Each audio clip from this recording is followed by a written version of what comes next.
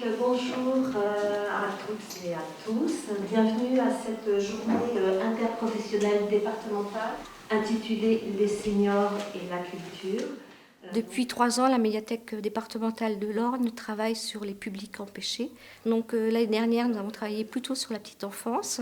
Cette année, nous travaillons sur les personnes âgées. Donc la matinée était plutôt conçue comme une connaissance des publics qui sont utiles pour développer des partenariats et notamment les animations en direction de ces publics. D'abord, il faut bien comprendre que quand quelqu'un rentre en EHPAD, il produit un effort énorme. Je l'apparente à aller vivre dans un pays étranger dont on ne maîtrise pas la langue. Ce n'est pas simplement qu'on est vieux et qu'on dépend d'autrui, c'est qu'en plus on vit en collectivité. Et ça, la collectivité, à quelque âge qu'on est, eh bien, c'est quelque chose qui n'est pas simple. Donc, toutes les pratiques culturelles, que vous soyez animateur ou que vous soyez intervenant extérieur, sont des opportunités de se retrouver comme sujet.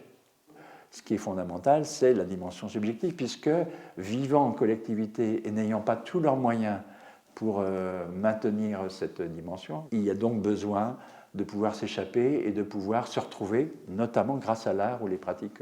Voilà. Donc la question, c'est comment on aide quelqu'un à relancer le désir, l'envie de vivre. Or pour moi, je considère que dans un EHPAD, l'essentiel de l'intérêt de la journée pour un résident, une résidente, c'est le fait qu'elle ait une rencontre un peu désirante avec un soignant. C'est ce temps-là qui va faire que cette journée a été valable ou pas. S'il n'y a pas eu ce temps-là, eh ben, la journée va être longue et difficile. L'idée de l'intervention du CLIC, c'était de faire connaître sur le territoire tous les établissements qui étaient en lien avec les personnes âgées. Donc aussi bien les EHPAD que les accueils de jour ou les aides à domicile pour que puissent aussi aboutir des partenariats. Et les médiathèques n'ont pas forcément connaissance de ces structures. Donc les ateliers de l'après-midi sont des retours d'expérience et de témoignages de divers projets.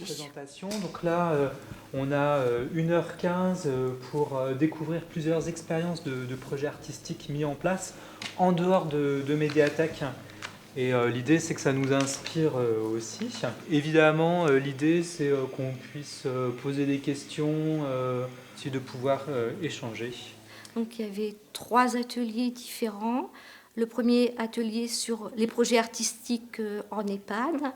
Le deuxième atelier était plutôt consacré au portage à domicile pour les personnes âgées et aux animations qui peuvent être organisées en EHPAD par les médiathèques.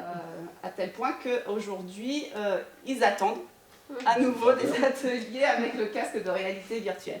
Donc c'est quelque chose qui est assez formidable parce que les images sont très belles, il y a la couleur et puis il y a la réalité virtuelle. Enfin, voilà, on a l'impression de pouvoir toucher l'éléphant. Ou alors il y a des petits jeux de mémoire, des petits jeux sensoriels, etc. Et donc le troisième atelier portait sur les projets culturels qui peuvent se développer entre les EHPAD et les médiathèques communales, avec l'intervention d'un binôme, la directrice de la médiathèque et le directeur de l'EHPAD. Donc le but de la journée, effectivement, c'est que les professionnels des médiathèques et des personnes qui œuvrent auprès des personnes âgées puissent se mettre en relation et mettre en place des partenariats. Alors le processus des histoires, donc c'est un processus de création avec l'idée fondamentale de partager nos récits de vie, on en parlait un petit peu ce matin. Alors souvent ces récits de vie, ils viennent en écho aux histoires, aux contes que je peux amener, aux réflexions qu'on peut avoir ensemble en fonction de la conversation qu'il y a. Parce que on veut dire c'est une grande conversation finalement ces ateliers. Et à partir du moment où on a choisi un personnage, on a choisi une intrigue, un lieu, eh bien, voilà, qu'est-ce qui se passe ? La question, c'est alors qu'est-ce qui se passe après ? Et chacun est amené à venir proposer. Ce qu'on disait ce matin, j'ai trouvé ça très beau, on a besoin de s'évader. Et que cet imaginaire, plus on l'a avec soi, eh bien, dans des moments où la réalité devient insupportable, eh bien, c'est agréable de pouvoir s'évader un peu. Mais en général, quand on s'évade, c'est pour aller se nourrir, c'est une forme de repos éveillé, on va dire cela comme ça. Les photos que vous avez autour de vous sont nées de ce projet, ainsi que les histoires que je vais vous raconter. 2 histoires.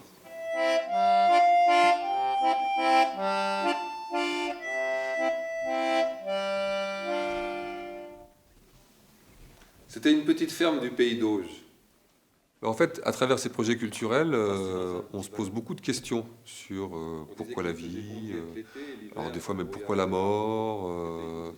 Les projets culturels sont des prétextes pour, ensemble, réfléchir sur notre condition humaine et, j'ai envie de dire, se réconforter comme on peut, quoi. Voilà, il y a un côté mystère dans la culture. Je trouve que et du coup, on approche le mystère de la vie avec eux. Donc ça, ouais, je pense que ça anime les personnes. Oh Signore